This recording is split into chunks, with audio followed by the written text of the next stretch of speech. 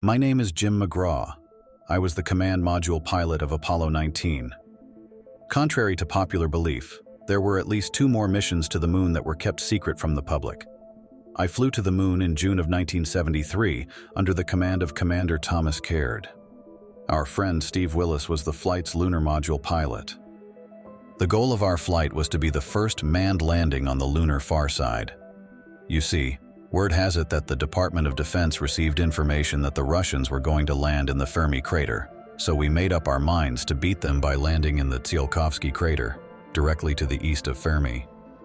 Now, as the CMP, I have a boring yet crucial job in the mission. My purpose is to stay in orbit of the moon, while Tom and Steve explore on the surface below. Whenever I swing back to the lunar near side, I'll report to Earth on their progress, as we will be out of direct line of sight with mission control while on the other side. Apollo 19 blasted off from Cape Canaveral on June 16, 1973, and made its transorbital injection after orbiting the Earth twice. 4 days on the 20th, we entered lunar orbit. Tom and Steve flew down through the tunnel that connected the command module and the lunar module, sealed off both compartments, and separated. After I checked the LM over through the triangular CM window, they began to make their descent. The procedure went rather smoothly, exactly as we predicted in the sims. I watched eagerly as the LM slowly fell to the lunar surface. Soon, my friends were out of sight. As they silently fell to the moon, I heard the excitement in their voices. The closer they got, the more tense they sounded. Eventually, I heard on the radio a loud whoomp. Touch! Tom yelled. Engine shut down. Steve calmly announced. For a brief moment, all was dead quiet. Then, when they realized what they had accomplished, I heard my 2 friends burst out laughing. They had successfully landed on the moon. Within an hour, they had completed their EVA checklist, and I gave Tom a go for the first spacewalk of our mission. No time was wasted in opening the hatch. As Tom got closer to the surface while descending the ladder, he was silent. Soon, he reached the footpad of the LM and stepped off onto the moon. Still, no sound was uttered, no poetic phrase, nothing. Anxiously, I awaited his report. Honestly, anything would have been fine to hear, anything at all. Finally, Tom said my name. Jim, do you copy? Yeah, Tom, what is it? I'm down! He said, not quite believing it himself. Wide-eyed, I stared at the last bit of Tsiolkovsky as it disappeared over the horizon. I laughed and clapped my hands. Bravo, Tom. How's the weather down there? He chuckled a bit. Clear skies, no clouds, bright sunlight everywhere. Within 10 minutes, I passed back over to the near side, out of communication with Steve and Tom. Last report I heard, Steve was coming down the ladder and was going to do some exploring with Tom and the lunar rover. After the planting of the flag, of course. Within moments, I had re-established communication with Houston Mission Control and reported the progress of our mission thus far. Over the radio, I heard the thunderous claps of the 50 men monitoring our flight. Gus, our mission's designated Capcom, congratulated me. Be sure to tell us of what they find on your next swing around, Gus said to me. That's about all I can do up here, I said. Seconds later, I flew from the near-side night into the bright daytime of Farside. What's the word, guys? I asked eagerly. There was nothing but silence for a few moments. Then, Steve said something. Jim? Yeah, Steve? We found something! Well, what is it? There was a pause. We've stumbled across Apollo 18. Apollo 18, reported to have crash-landed back in February in the Tycho crater on the near side of the moon, with the loss of its CMDR and LMP. The CMP attempted to return to Earth, but the heat shield separated upon re-entry. If the LM had crashed on the other side, what was it doing here in Tsiolkovsky? You guys sure it's 18? Pretty damn sure. We went inside to examine. Inside? I cried. You mean it isn't crashed? It came down intact?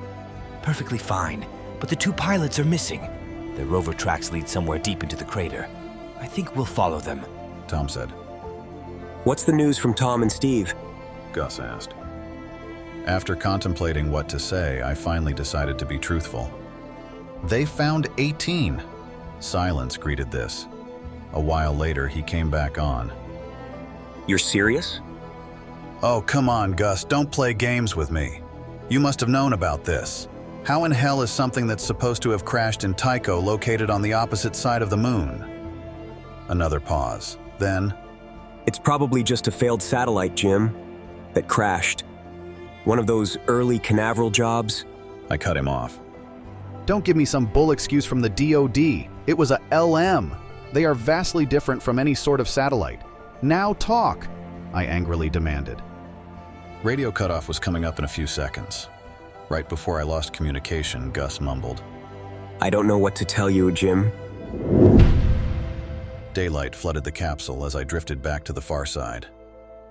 Tom, Steve, what's your status? I said into the mic, obviously irritated. Listen! Was all Tom replied. He's right, Jim. Steve intervened. Listen to the radio. Deciding to play along, I stopped talking and pressed my ear to the circular speaker on the control panel. That's when I first heard it. There was an absence of static, replaced by a nearly inaudible whisper, along with some sort of mixture of sounds, ranging from clicking to crushing to smacking. The whisper portion of the sound hybrid was indecipherable in what it was trying to say. What on earth is that god-awful noise? I cried, shaking with fear. We're not too sure, but it started 20 minutes after you lost communication with us. Tom explained. Nothing much else had happened when I was on the near side. 10 minutes after I became aware of the noise, Steve said, The rover tracks seem to be going over to that crater over there. As they neared the edge of the crater, the noise increased drastically in volume, almost to a high-pitched shrill. I covered my ears and gritted my teeth. What's happening? I screamed. The noise died down. It's as if the nearer we go to that craterlet, the louder the noise gets, Tom said. Where is it from, though? There's no sound in a vacuum, so it must be on the frequency. They had no answer for me. Soon, I was back on the near side. When Gus asked me for an update, I decided not to tell him about the noises. I told them that Tom and Steve were following the tracks of the previous astronauts, and that was that. Within 40 minutes, I was back on the far side, but something was different this time. Tsiolkovsky was black. Only Tsiolkovsky was black. All other craters were doused with the blazing light of the sun. For some reason, this massive crater was jet black, darker than the night sky. It was supposed to be noonday on the surface there. It started as soon as you swung around to the near side. Tom explained. We've been navigating back with the lights on our helmets. We had to give up on the search for the crew of 18. The noise was still there. I looked down at the foreboding crater of night. It looked like a pit that led all the way to the deepest recesses of hell. I struggled to see the pinprick of light against the dark that would be my friends. Nothing could be seen. It was like the darkness itself swallowed the light. I couldn't take my eyes off of it, not until it swung out of view over the horizon. What's your status, 19? Gus asked. Tsiolkovsky is enshrouded in darkness, I said matter-of-factly. Why? The telltale pause was back, then the bull excuse. Maybe it's some sort of light phenomenon? Like how the poles on Earth experience night for 6 months? I switched off the radio. Not long later, I was back on the far side.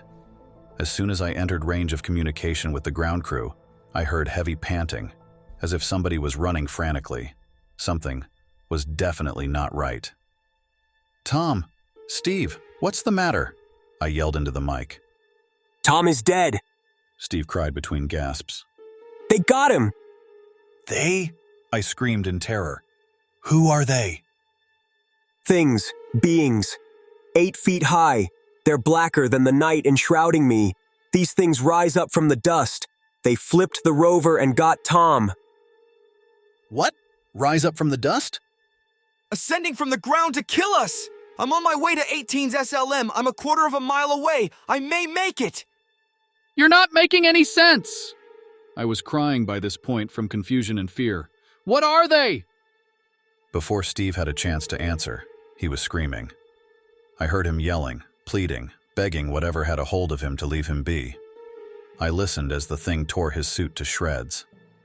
As oxygen escaped, I could discern some sort of sickening crack, as well as the sound of ripping flesh.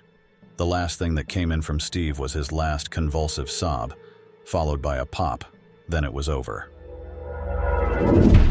I suddenly heard the strange noise, louder than ever, blaring through the radio. Instantly I switched it off, but the noise continued. I covered my ears until I was back on the near side where it ceased. Switching the radio back on, I screamed at Gus, "They're dead! Tom and Steve have died!" Steve said some sort of things rose up from the dust to kill them. What were they?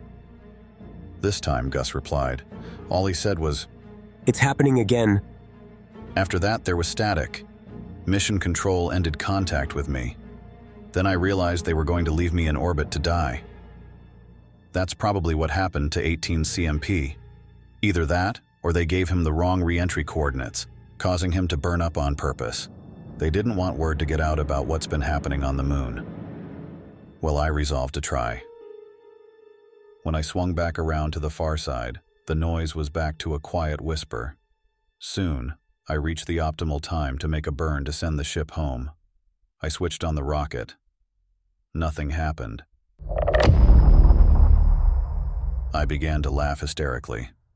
I came to the conclusion that, anticipating this would take place, and not wanting to risk us spreading word of what happened, the NASA supplied us with insufficient fuel to get home. There was no hope of my returning to the Earth. This transpired 2 days ago. Since then, I've just been sitting here, contemplating what to do. Meanwhile, the voice has continued to speak to me. I don't like it. The words make more sense now. They tell me bad things. I don't know what is worse, the static from Nearside or the whispering voices of Farside. Rather than prolong this torture, I've decided to open the hatch without my suit on as soon as I finish writing this down. Hopefully, one day, it will be found. Before I do so, though, I would like to issue this one last warning to the Earth. Do not return to Tsiolkovsky. In fact, do not return to the far side of the moon. All that one will get from here is death. This is Jim McGraw, Command Module Pilot of Apollo 19, signing off for the last time.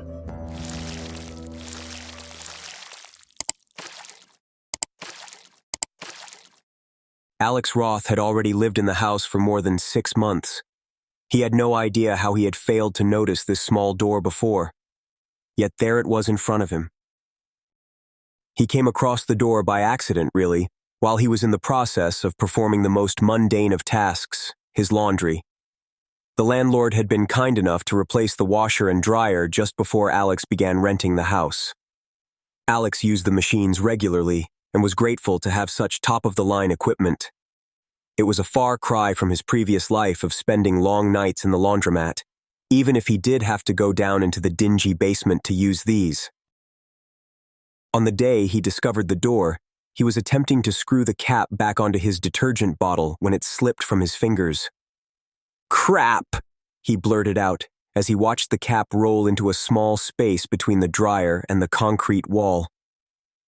He stooped down and put his cheek against the cold wall in an attempt to see the cap, but it was too dark in the crevasse. Even though he couldn't see the cap, he knew that he would inevitably have to pull the dryer away from the wall, since his arm would not fit into the tight space. After a few minutes of struggling with the machine, whose rubber feet did not readily slide against the concrete floor, the dryer was moved as far out as its power cord and vent tube would allow. The cap was there on the floor, but Alex suddenly shifted his interest when he saw the small door. It was a wooden plank door about 3 feet square, hinged on its left side near the corner of the basement walls. On the door's right side was a rusty metal latch with a padlock through it. "What in the world?" Alex mumbled to himself. He carefully worked his way behind the dryer to examine the door closer. He jiggled the padlock. The detergent cap lay unnoticed on the floor. A short-lived dilemma entered Alex's mind. Do I retrieve the cap, push the dryer back and forget about this door? Or do I investigate further? The former was not Alex's style at all, hence the reason the dilemma was short-lived. His only hang-up was that it wasn't his property. He called his landlord.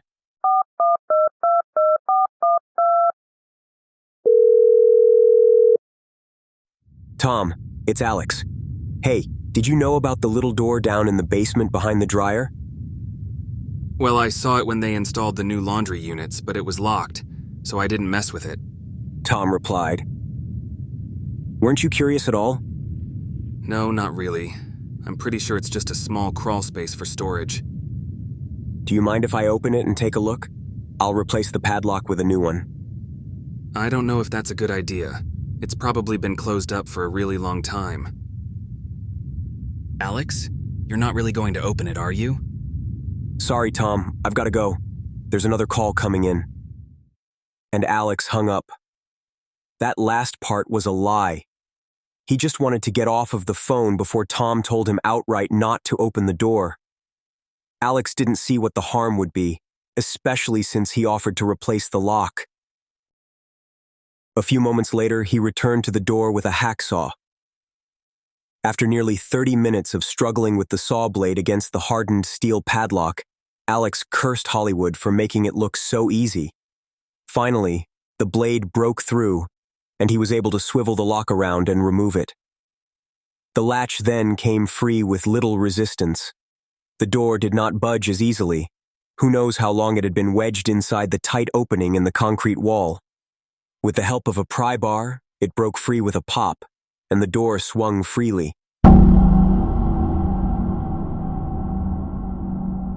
He knelt down next to the opened door. Alex was hit with the smell of dank, musty air.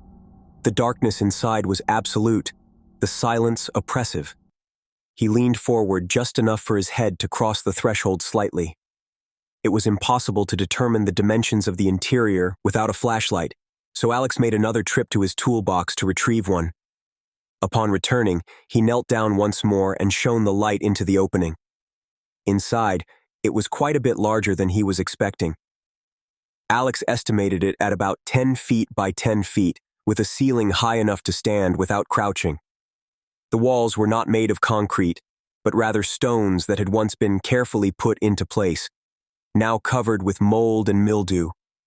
Planks of rotted wood made up the ceiling, and the floor was compacted dirt. A quick scan with the flashlight showed that, much to Alex's surprise, the space was empty.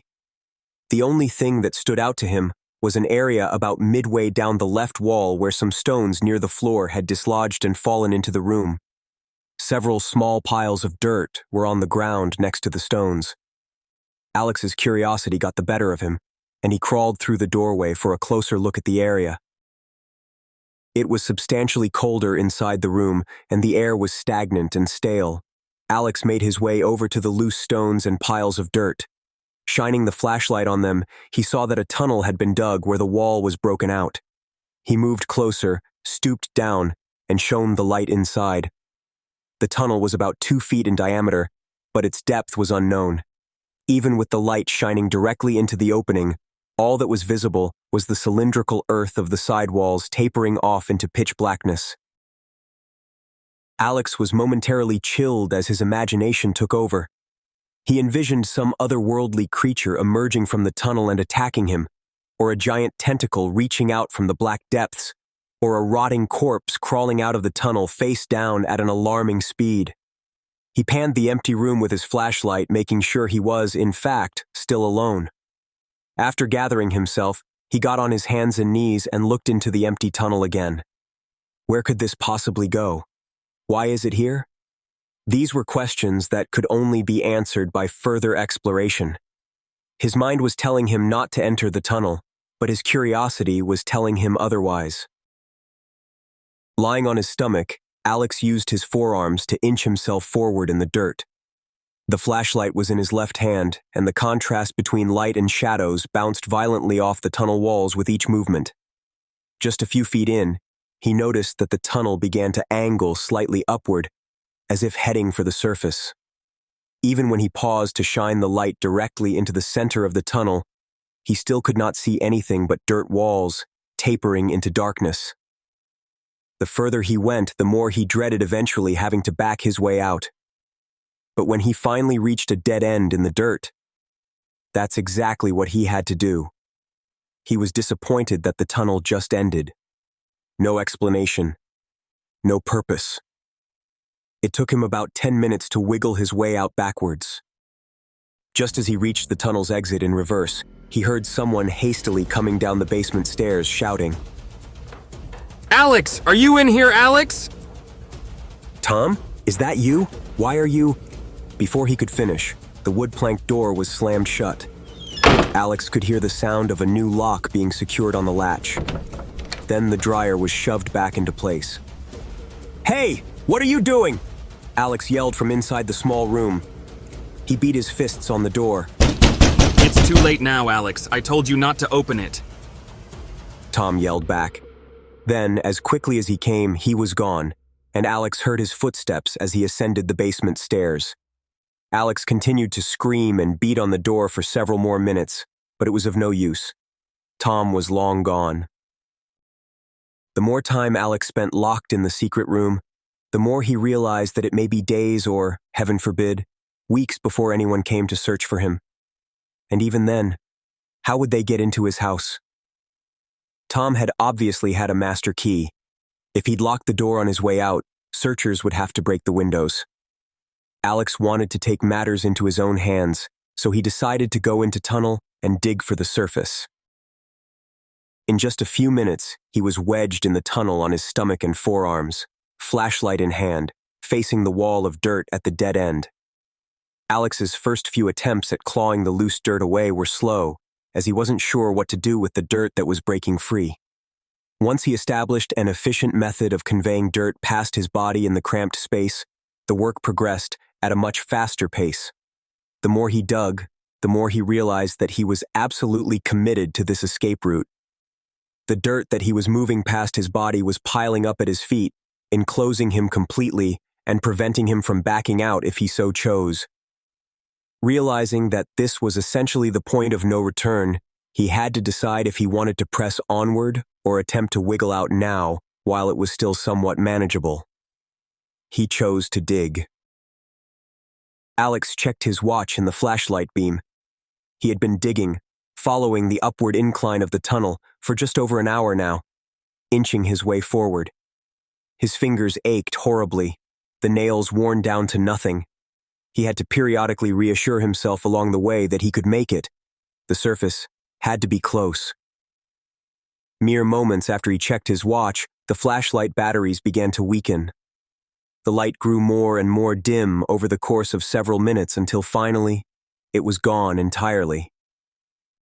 Pitch blackness. The darkness was smothering.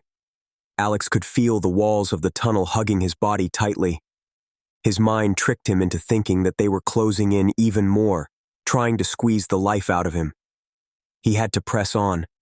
He used the dead flashlight to break away more dirt, saving his fingers from further agony.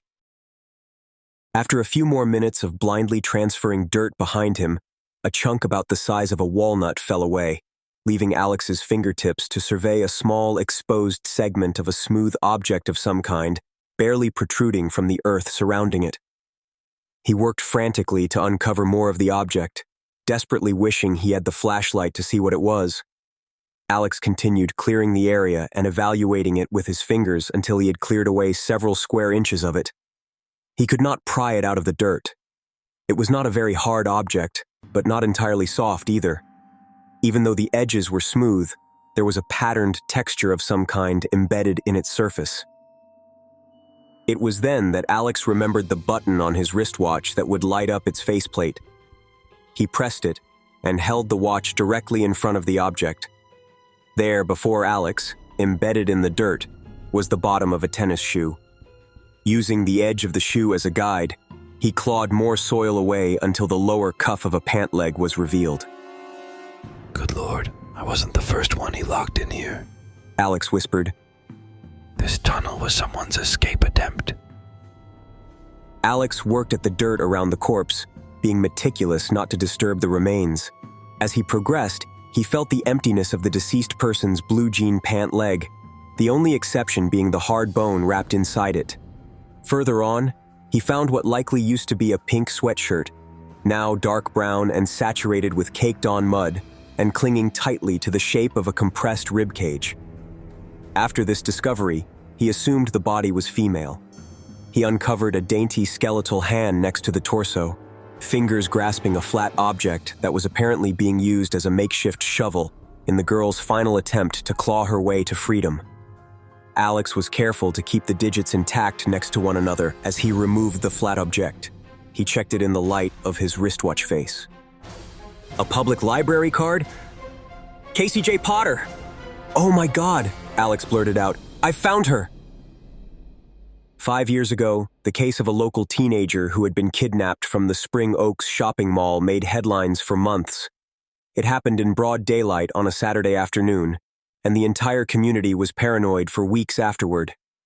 Casey Potter had become a household name locally, and was even recognized quite often on a national level. And now, Alex couldn't believe he was lying next to her in her earthen tomb. Alex continued digging his way forward. He did not uncover the entire skull, just the side of the jaw and one empty eye socket. He dug for what seemed like hours more before his fingers finally broke through the surface. A rush of fresh air enveloped him. Alex breathed deeply, the most refreshing breaths he'd ever taken. He had been digging for so long that it was dark outside when he finally extracted himself from the tunnel and rested his exhausted body on the lawn, staring up at the stars on that clear night.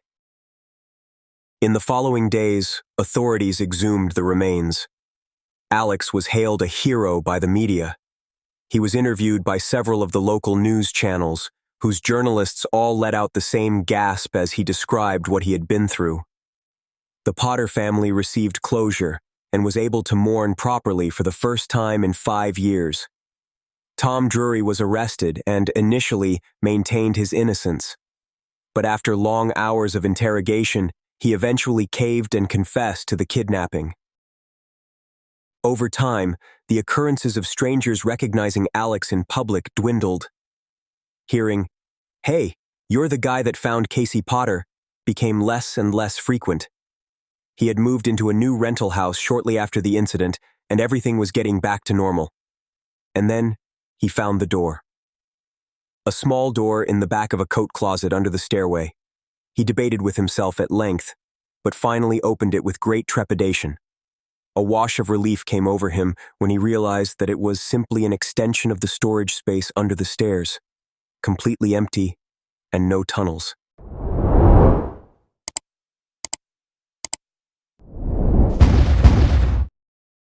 In the winter of 1998, there was an undocumented wave of brutal murders that nearly wiped out the entire population of a small fishing village in Argentina. All evidence of the incident was swiftly swept under the rug by the local authorities, which then proceeded to set up massive roadblocks around Tamacun, preventing anyone from getting near the site of the murders.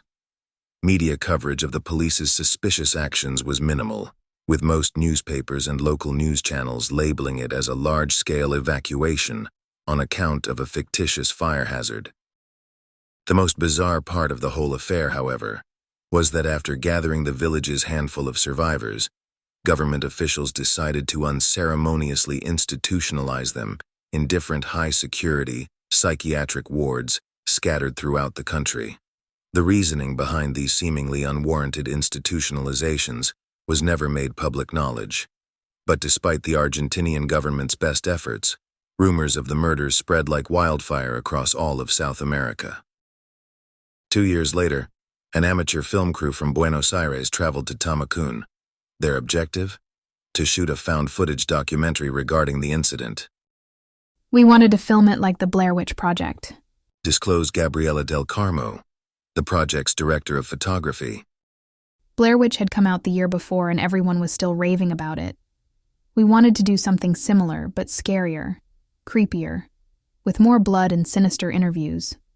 Obviously, we had no idea what we were about to get ourselves into.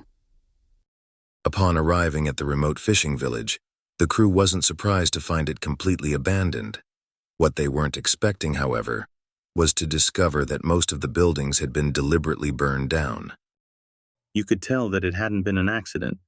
said the project's first assistant director, Rodrigo Elias. And that really shocked us, finding out that the cops had deliberately torched the place. Of course, once we started piecing together what really went down there, it made sense. Hell, I'm surprised it took them that long to do it. With most of the survivors locked away, the crew was forced to travel to the neighboring towns and hamlets in search for more information. These weren't very successful trips, Nobody wanted to talk about it. said Angelico de Souza, one of the project's executive producers.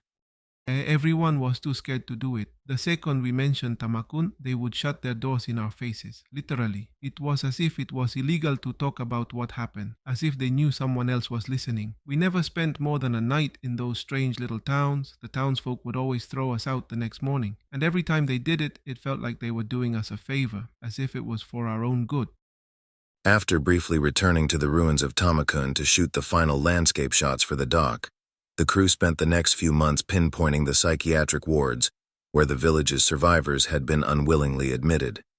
Even though they knew these were strict institutions that wouldn't let a camera near any of its patients, they had hoped to track down former staff members who could shed some light on the events that had transpired during the winter of '98. Much like their previous experience, the crew had a hard time finding someone willing to talk about the murders. Oh, we knew it was a long shot the moment Diego suggested it. Recalled screenwriter Salvador Moreno. But we were short of any other alternatives. We had no way of reaching out to the survivors, and the cops sure as hell wouldn't talk to us. Unless we wanted to go full fiction on this film, we needed to interview someone who was either related to the murders or who had had contact with someone who was. To be honest, we actually came very close to go in a completely different direction with the entire project. Yet, before they had a chance to consider a different approach, the film's unit production manager, Lucas Pascal, was contacted by a peculiar man with a strange accent. He told me that he had worked as a security guard at Santa Lucia during '98, explained Pascal. Santa Lucia was one of the 9 hospitals that had come up during our investigation. Naturally, we were pretty excited about interviewing this guy. At the same time, we were also prepared to be completely disappointed. We weren't exactly sure what kind of information we'd get from him. Some suspected he was only trying to scam us. We only found out that he was for real when he demanded that his name remained anonymous and that his face be blurred out in the final cut. A small excerpt from the interview's transcript reads as follows. How long were you a security guard at the hospital? I worked in Santa Lucia for 9 years. And when did you quit? I didn't. I was fired. May I ask why were you let go? They told me that I talked too much. About what? Oh, all sorts of things. Being a security guard gets pretty boring at times, even in a loony bin. When something interesting happens, you talk about it. But if I had to guess, what really pissed them off was when I told a couple of friends about the shady stuff that happened during the winter of '98. Care to elaborate? Sure. It's the whole point of this interview, right? I guess it all started when the police brought in this crazy old drunk from down south. The guy looked like your run-of-the-mill nut right off the bat. 2 cops had to literally drag him, kicking and screaming, inside the hospital. I didn't think much of it. I'd seen it 1,000 times. But then, something weird happened. Go on. This detective showed up the following day. Not just any detective, mind you. No, this one was a Yankee. I'd never seen his kind before, except maybe in the movies. Looked like a real hard-ass too, all dressed up and looking sharp. He even wore a hat. But there was something strange about his eyes, you know? Blue and hollow. I don't think I had ever seen eyes like that before. What was he doing there? He wanted to ask the old drunk a few questions. In private. They even got a room just for them. After 5 minutes, though, the crazy old bastard started screaming like I had never heard a grown man scream before. The doctors and the nurses rushed in, and the Yankee disappeared in the middle of the commotion. I never saw him again. But the drunk didn't stop screaming until the nurses put him to sleep. Made my blood curdle. All that screaming. And then? Things quieted down for a while. Obviously, there was a lot of gossip going around. Everyone had their own story about how the Yankee managed to frighten the old drunk so much. Some said that he showed him a picture. Others said that he just whispered something in his ear. No one knew for sure, not even the doctors. And a week later, no one seemed to care. That is, of course, until they found the old drunk's body lying in the garden. Murdered? Looked like it. Officially, they labeled it as a suicide, on account that he had overdosed on antidepressants and all, but that story didn't stick. Why not? Because the guy wasn't allowed to leave his room. They kept him locked away tight. Restrained too. He couldn't have escaped without help, let alone get his hands on prescription meds. It was all very suspicious. So you're saying that someone must have set the whole thing up? Exactly. At the same time, you got to ask yourself, who would do such a thing? Why go through the trouble of killing an old defenseless drunk? What did he do to deserve it? Maybe he saw something he shouldn't have. Maybe he didn't have a choice. Supplied with more questions than answers, the crew's ever-growing curiosity fueled them to attempt to track down the enigmatic American detective, This is the part where things started getting really weird. said Del Carmo. We found out that Santa Lucia wasn't the only place where people had seen Detective Blue Eyes. That's what we called him. Anyway, our sources confirmed that this guy had been seen all over the country. And he wasn't alone. It turned out that a whole army of Yankees in black suits had come over from the States. We knew we were definitely onto something. That's around the time Paz Vega escaped from Coronel Martin. The psychiatric hospital of Coronel Martin was one of the most infamous military hospitals in South America. Every time a patient managed to successfully escape, the story made national headlines. Paz Vega's flight was no different. Being the only teenager who survived the murders in Tamacan, Vega's escape became one of the most talked about subjects in Argentina, The media made her look like some kind of dangerous madwoman. recalled Moreno. More like she was out for blood or something. It was all very hard to swallow, but the police sure were desperate to find her. I had never seen so many cops out on the street. We tried to track her down too, but it was useless. We didn't have enough resources or the manpower. After a few weeks though, the whole thing died down. The cops never found her. Without any more leads or cooperative interviewees, the crew decided to shift their focus towards the past history of Tamacan. What they uncovered was nothing short of disturbing. We found out that the place was some kind of haven for pagan rituals and devil worship. Revealed D'Souza. Freaks from all over the world would go there to offer sacrifices to their weird gods. There were also strange reports of a secret society of cannibals. All sorts of creepy stuff. After we found that out, a lot of the guys decided it was time to jump ship, myself included. Money was starting to get tight too, so it seemed like the logical thing to do, but Diego wouldn't let go. He wanted to see the whole thing through. Diego Silva, the project's director, had become completely obsessed with the murders of Tamacan. So much so, in fact, that not even when all of his crewmates had gone their separate ways did he put a stop to his manic research, which eventually led him to leave the country. The last time I heard from him, he was headed to Italy, said Pascal. Something about tracking down Paz Vega's last known relatives. I remember thinking it was a waste of time. Even if he did manage to find out where they lived, the Yankees had probably been there already. But Diego didn't care. He couldn't be reasoned with. He was past salvation. After boarding a cheap flight to Naples, Diego Silva wasn't seen again for over 12 years. His sudden disappearance did not go unnoticed. Both family members and close friends alike flew to the filmmaker's last known whereabouts in a desperate attempt to find him. Unfortunately, the 26-year-old Argentinian from Buenos Aires left no trace. It was only on the morning of the 22nd of March in 2015 that he would be heard from again, when Gabriela del Carmo received a strange letter in her mail. Inside it were 3 sheets of toilet paper covered in faded writing. Due to the poor quality of the ink and rushed nature of the handwriting, a large portion of what was written remains undecipherable. A rough transcript of the message, with some parts added in based on logic and conjecture, reads as follows. My dearest Gabriella, men in white coats are about to do something to my brain. They say it will make me forget what I know. It's all for the best. Leaving Argentina was a mistake. The doctors tell me that I probably won't be the same after the operation. They say that I'll probably forget all about my friends and family. As much as that saddens me, I'm still glad they're doing it. I know it sounds cliché, but I can no longer live with what I know. I never did find the girl. But I did find out what happened at Tamakun. Not all of it, but some parts. I wish that I hadn't. It's so much worse than what we thought. For once, they were right to hide something from us.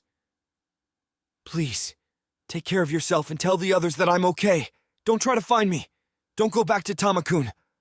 They didn't kill them all.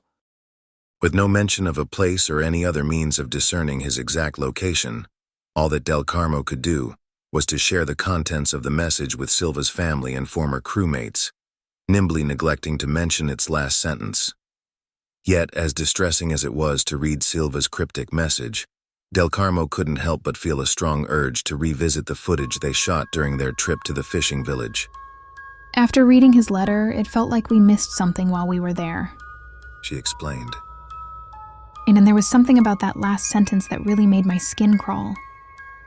Del Carmo went on to rewatch the footage several times, but it was only after she digitally enhanced some of the wide shots of the village's waterfront that she noticed something odd. Back then, we were so focused on examining the burned houses for clues that we didn't pay attention to anything else. She confessed. Especially not the seagulls. Upon carefully analyzing one of the shots, Del Carmo noticed a large group of seagulls fighting over what appeared to be a human foot. Unlike digital video, which has a set number of pixels, she explains.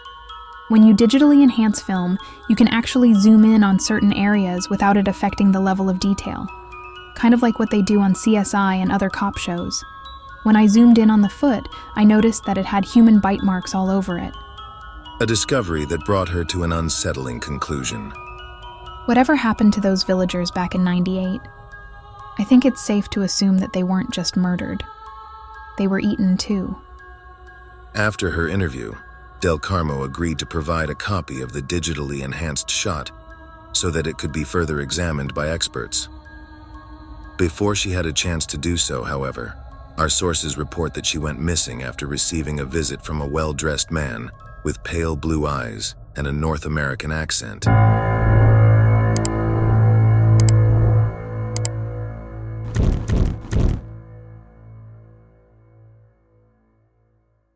When I was in junior high, I had an unusual hobby: breaking into people's homes. I didn't do it for money. In fact, I never stole anything at all. I left no sign of my presence. I did it for one reason: the thrill of being on the edge of disaster, to test the limits of what I could get away with. So sometimes I would go out at night or skip school and ride over to the heights to see what kind of mischief I could muster. The way I saw it, there was no harm in it, as long as I never got caught.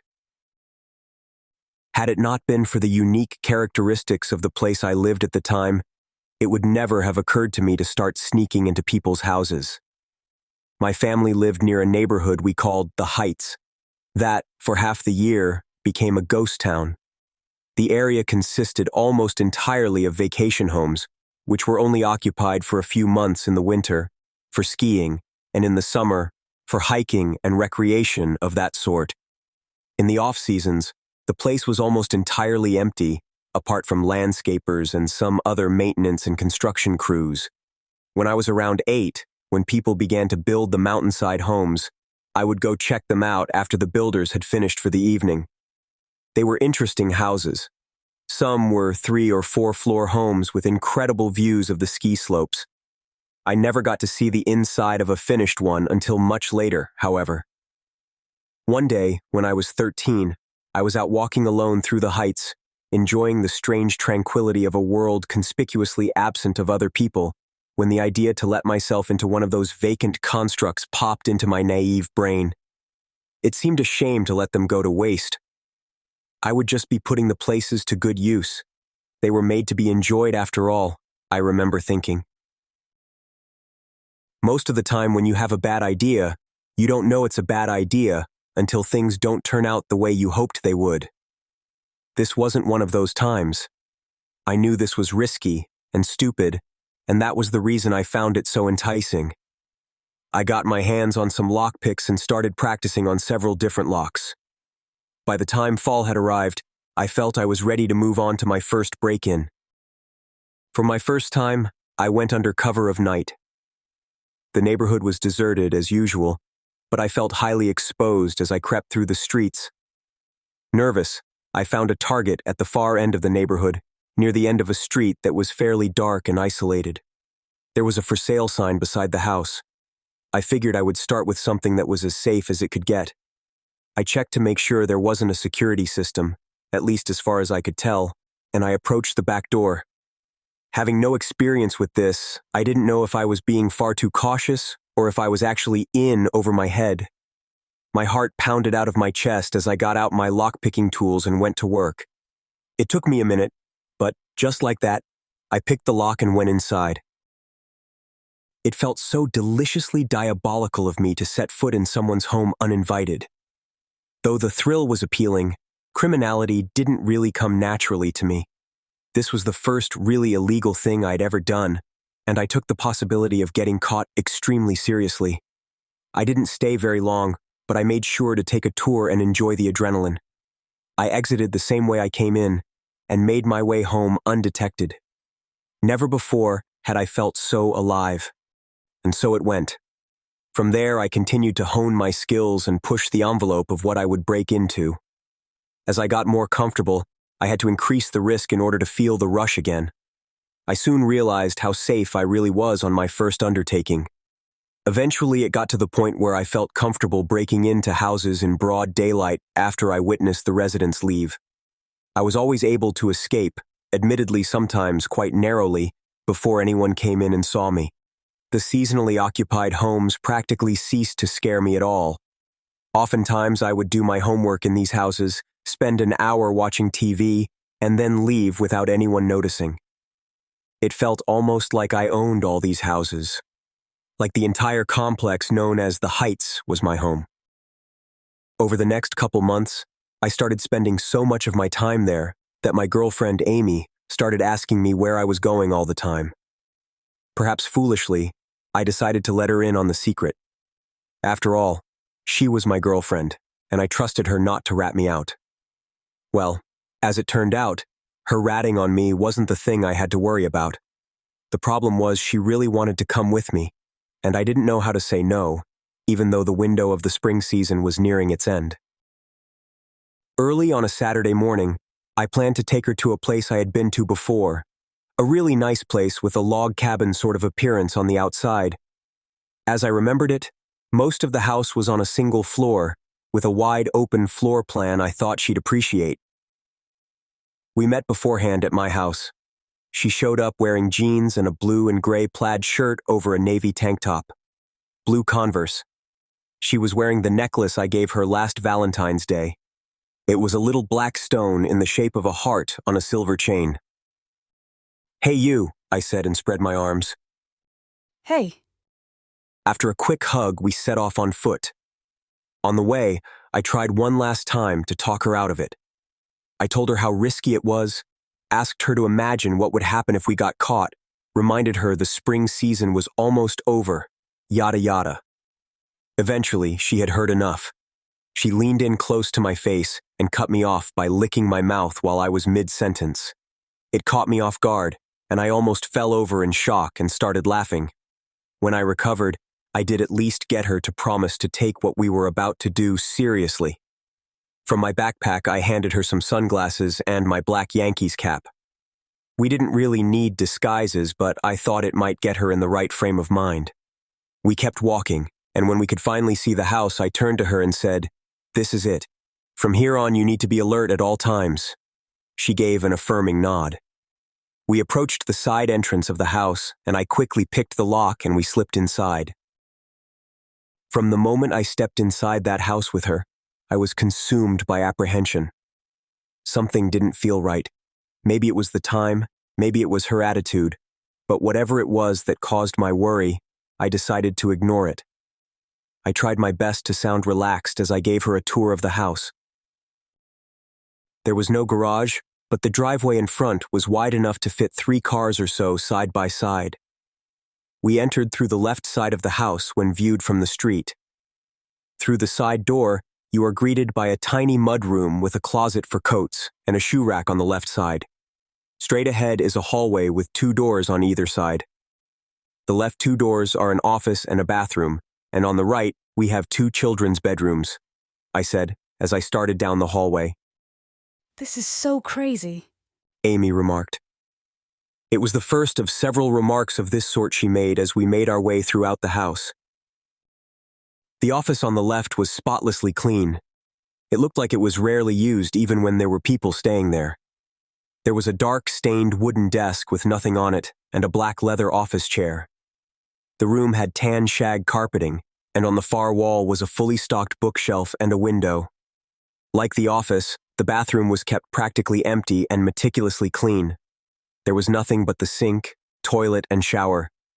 The 2 kids' rooms had a single twin bed in each, and one further from the door had a small CRT TV.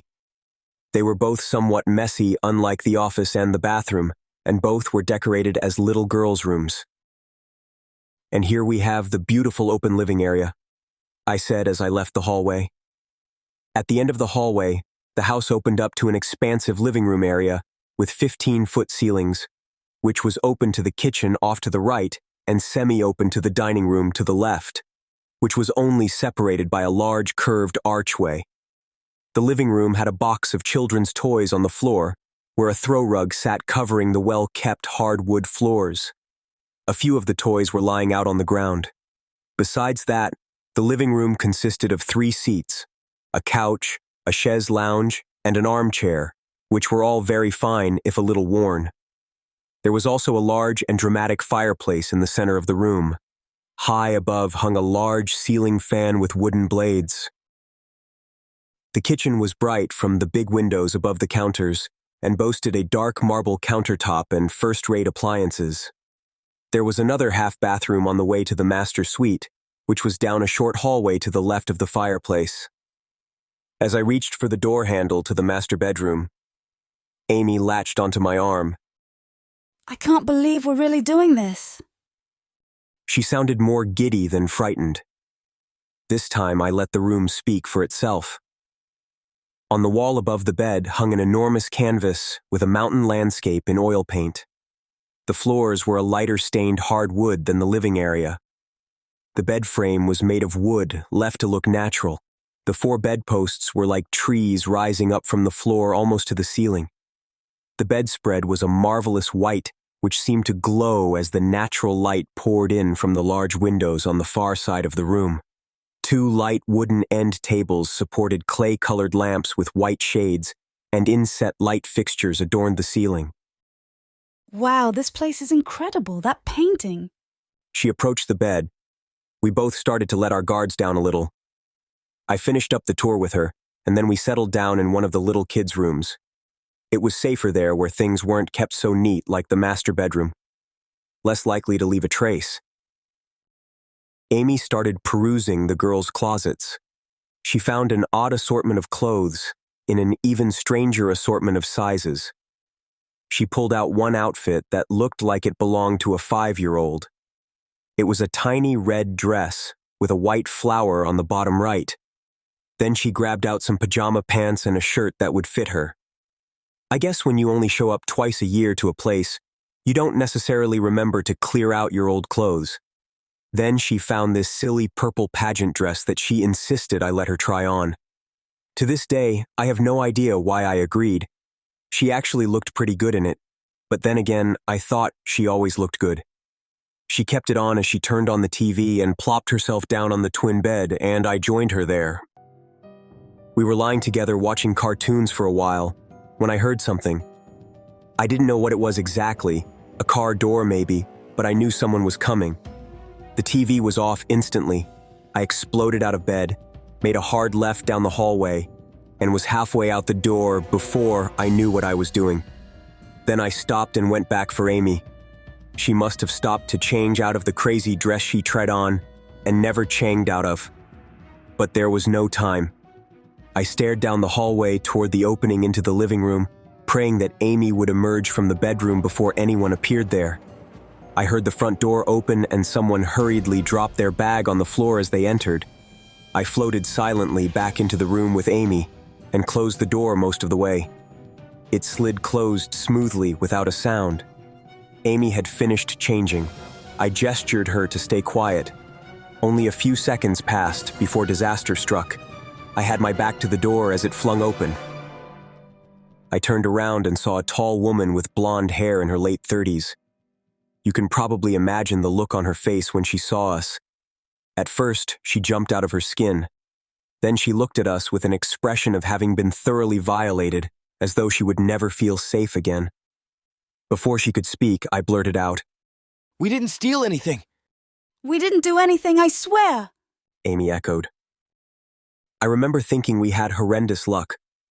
Why, when arriving in their vacation home, would an adult enter alone and immediately head for the children's room?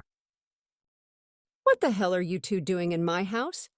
We just wanted to see what it was like. We didn't touch anything, I promise, I said as I pushed past her, dragging Amy behind me.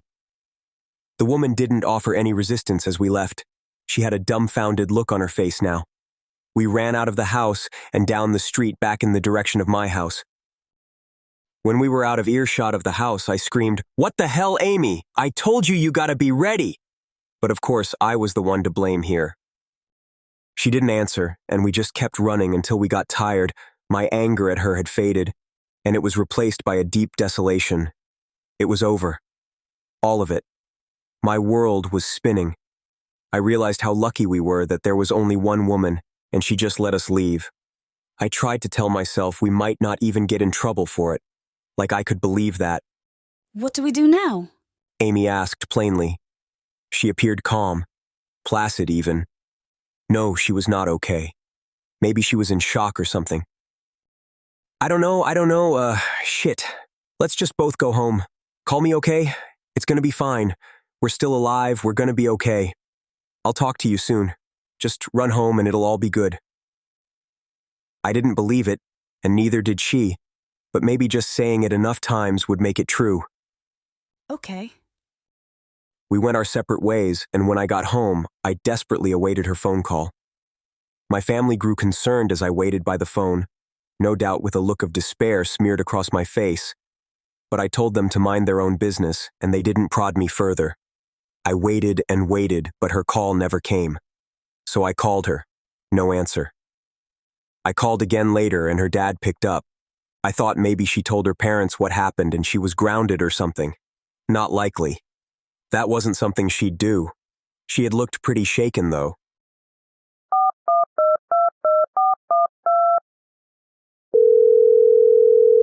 Hello, Mr. Ferris? Is Amy there? I remember saying in as polite and innocent a way as I could muster. I thought she was with you. I was beginning to worry about her. You don't know where she is? Unbelievable. She had never come home? No, sir, I don't. I haven't seen her since lunchtime. We had lunch at my place and then she took off. She said she was going to call me when she got home and she never did. So I called her and got you. And then he said something about how I don't deserve her and that he was going to make my life hell if anything happened to her and so on. I hung up the phone. I would just have to talk to her on Monday at school. Only she never came home Saturday night.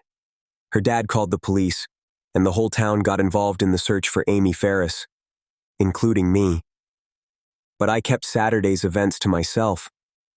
I didn't want to tell the police what we had done Saturday if I didn't have to. I hoped Amy would turn up somewhere and all would be well again. But that was just wishful thinking. When they finally found her, she was dead. I couldn't believe it. The feeling of sickness I felt when I heard the news is indescribable. She was found in the woods. She had been stripped and stabbed to death. But she wasn't the only one they found that day. She was buried alongside 20 other girls, age 4 to 14. Out of all the remains of girls the police unearthed, she was the only one that had been stabbed to death. All the rest appeared to have been poisoned. Amy was buried with her shoes, sunglasses, hat, and necklace beside her. The other girls had similar possessions uncovered along with their corpses. Since it was too late anyway, I still didn't go to the police with my information. Instead, I went back to that blonde woman's glorified log cabin by myself. The lady was gone. I broke in through the side door again and started walking quietly down the hallway. I turned right into the second bedroom. I opened the closet door, and my greatest fears were confirmed. The closet was completely empty.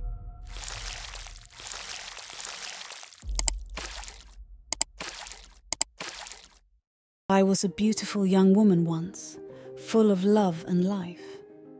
My lily-white skin was soft and warm, my belly swollen with new life, and my hand held by my husband, Edward. Edward was a good man. We married young in the spring, when the air was heavy with the scent of the blossoming trees, and the ground damp with dew. I remember how he smiled when he lifted my veil, as if seeing me for the first time. His eyes were soft and blue, crinkling at the sides as he told me he loved me. Who could have known this man would become my curse? This kind, gentle man, whose love gave me such life that I might live forever.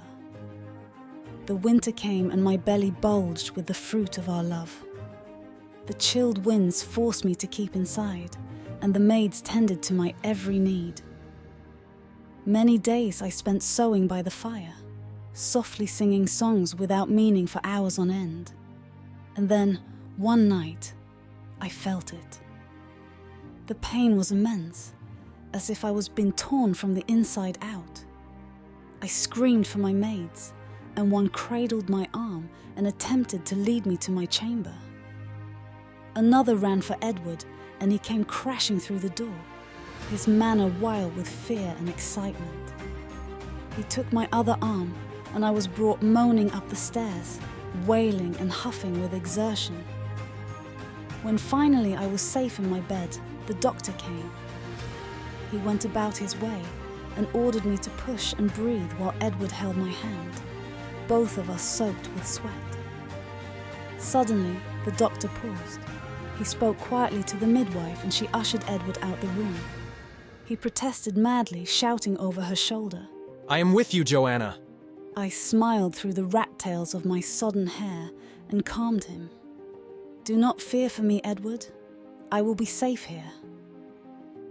My voice, though torn with pain, sounded surprisingly calm. He looked back at me desperately, and the door was closed in front of him. That was the last time I truly saw Edward. The doctor told me I was bleeding too heavily and he couldn't stop it. I cried, "My baby! Is my baby going to live?" But for all my life, I cannot remember if he answered me. In that instant, the world seemed to go numb. The pain remained, but dulled, like a blunted knife. The room seemed to drift into grey before my eyes. I could see the doctor lifting up my child in a blood-soaked blanket. But all I could hear was the colossal ringing in my ears, and I did not know if the infant cried. The darkness closed in from the corners of my eyes, as if I were falling down an endless hole, and finally enveloped me completely. Yet I did not truly leave. I was new, risen from my body and standing in the corner of my room. For a while, all was silent but for the ringing, although the light had come back to me. I saw the doctor open the door and speak to Edward, and I saw him fall to his knees and scream in pain. I saw the maids gasp and cover their mouths, and the midwife rocking my baby in her arms, humming softly, her eyes red and stinging. And I saw my body, stretched out on that bloody bed, my eyes still open and looking straight at me. I tried to touch my hand, but my fingers passed straight through. We looked at each other for a while, as if I hoped my body would blink and sit up. Yet I lay there, stoic, stubbornly deceased, and I felt as though I grew thinner, as if I was completely drained of everything. For a while, Edward did not look at our child. He allowed the maids to change my bedsheets, then placed me amongst new ones as if I were asleep. He laid beside me and embraced me all night, his tears soaking my cold, dead skin. It was as if he was trying to warm me, to bring me back to life. How I wanted to embrace him back, to tell him I was still with him, but there seemed no way. So I laid on the other side of my corpse, resting upon myself and watching darling Edward sleep, wishing with all my heart to come back to him. But I could only watch. Eventually, the undertakers came to collect my body. Edward did not fight them, but sat and watched them with eyes sunk and dead with grief. He and I stood together at the window as we watched the cart take me away, and I held his hand. Although my ghostly fingers could hold no earthly thing, he seemed to feel me, and he looked at his hand for a long time, then up at my face, or where my face would have been. He tightened his grip on thin air, yet I felt we were together, across the worlds of life and death, and I could almost feel the warmth of his hand on mine. He spoke nothing of this, of course. But that night he went to the baby's room, where the nurse sat and knitted beside him. He dismissed her, and he sat in her place. He looked at our child, then addressed the room as a whole. Are you with me, Joanna? Yes, I cried, but he could not hear me. He waited for an answer, and desperate, I tapped the mobile above the bed with the tips of my fingers. It rocked to and fro, and Edward saw it and knew it was me. The baby giggled at the knitted birds that moved with the mobile and held out chubby little hands to them. Edward looked at our child with love and spoke to me again. As long as you're with me, my darling, I'm a blessed man. But heaven knows I miss you even though you are here. He stroked the baby's head. He is all I have left of you know, my baby boy. He is the evidence of our union, and I haven't even named him yet. He let tears run down his face as the boy gripped his finger in his tiny palm. Jonathan, he whispered. In memory of my Joanna. I smiled and stood beside him as he cradled our son, like some twisted family portrait. I placed my hand on his shoulder and we sang to him together. A folk song my mother had sung to me when I was a child, and Edward's mother to him. Edward slept in the chair that night, with Jonathan softly snuffling in his arms. In my new spectral form, I could not sleep, but was content to watch my family and stay with them. 3 years passed, and Jonathan grew into a beautiful young boy with Edward's bright blue eyes and my soft brown hair. The maids adored him, and Edward doted on him. We would sit together on the floor and play, and Jonathan seemed to feel my presence with him, just as Edward did. Sometimes a maid would happen upon Edward speaking to me and back away to gossip, but they did not bother us. We were the perfect family. That winter, after his 3rd birthday, Jonathan became terribly ill. His fever ran high and beads of sweat ran off his little head, and Edward cried for him. The coughing was the worst part. I could not hold my baby in my arms and tell him it would all be all right, but only stand and watch as he coughed up blood and mucus. His plump little body became emaciated, and his face sallow with sickness. The doctor told Edward it was too late to save him, and all they could do was make his passing comfortable. He wept all night holding my sweet baby's hand, and when he cried, he called him Joanna.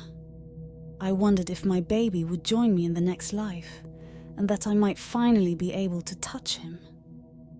I had seen other spirits in this realm, the ghost of the gardener's boy that was crushed by a falling tree, the spectre of the old man who had lived here before us and passed in his sleep, but not many.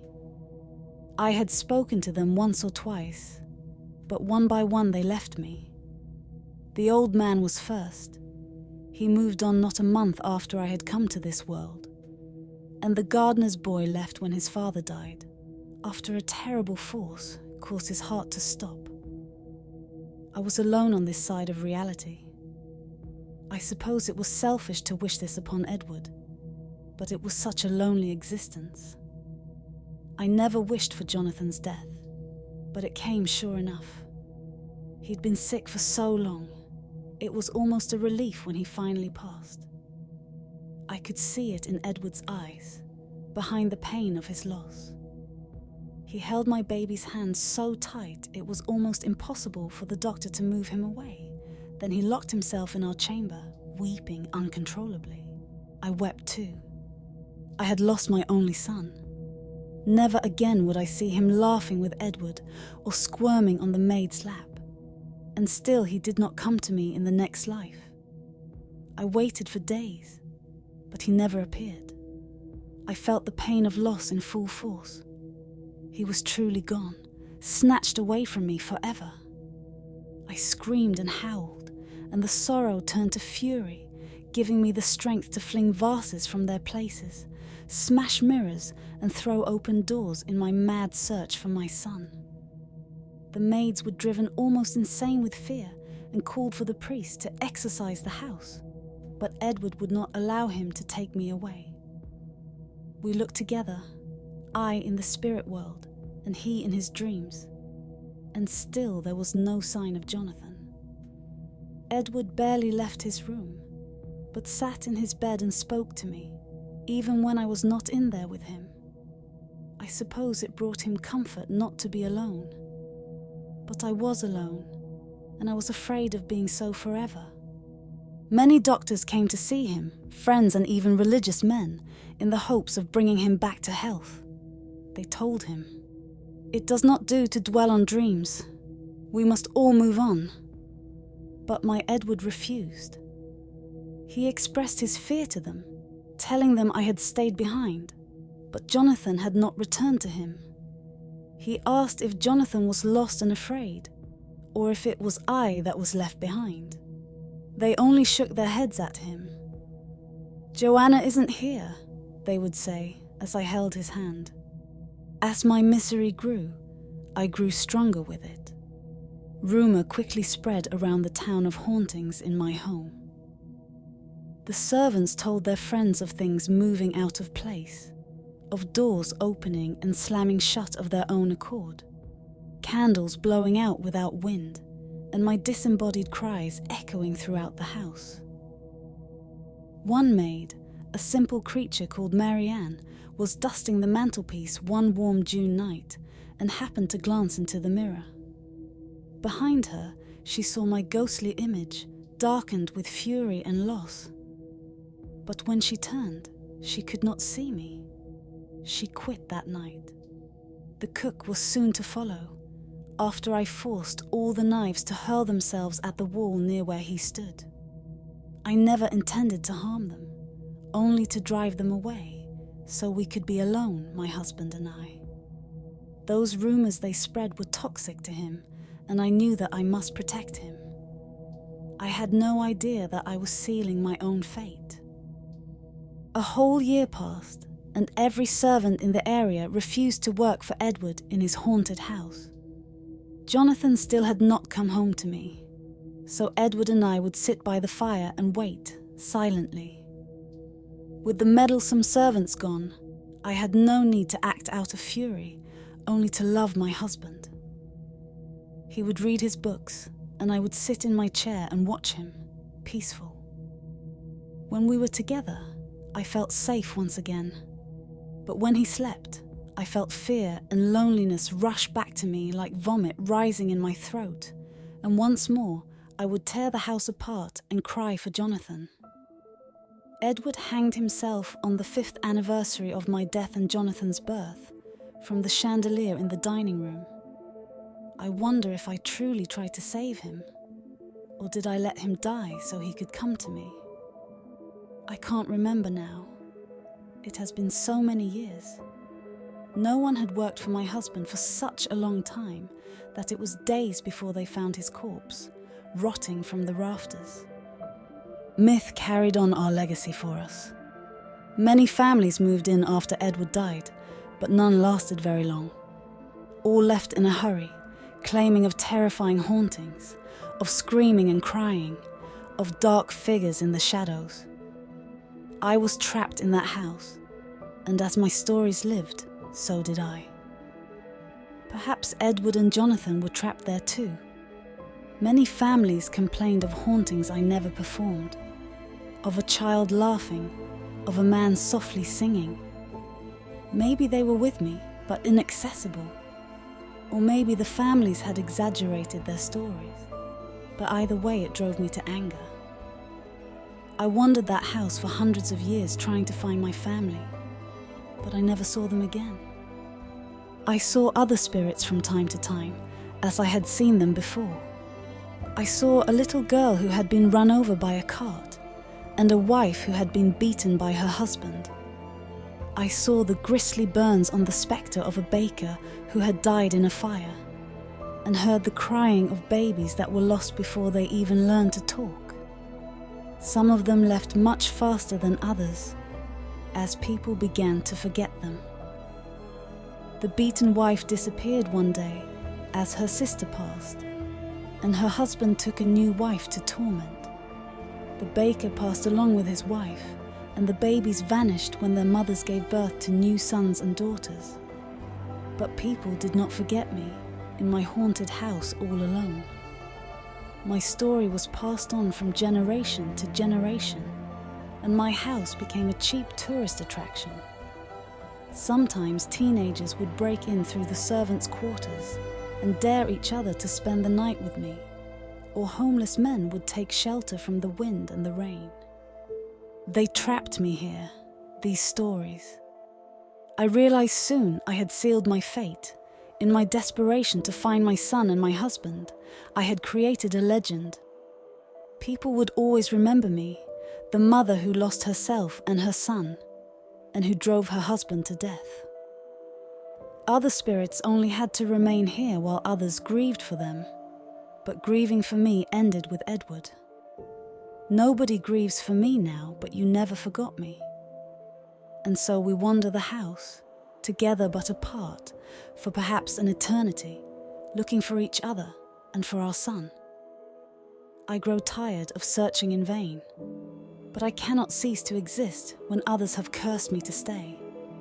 Maybe Jonathan and Edward have moved on now, and it is only I that is stuck in this imitation life. I might never know. All I want is to rest in peace with my family, but you keep me here, like an exhibit in some twisted zoo. And so I cry here alone forever, begging you to forget me.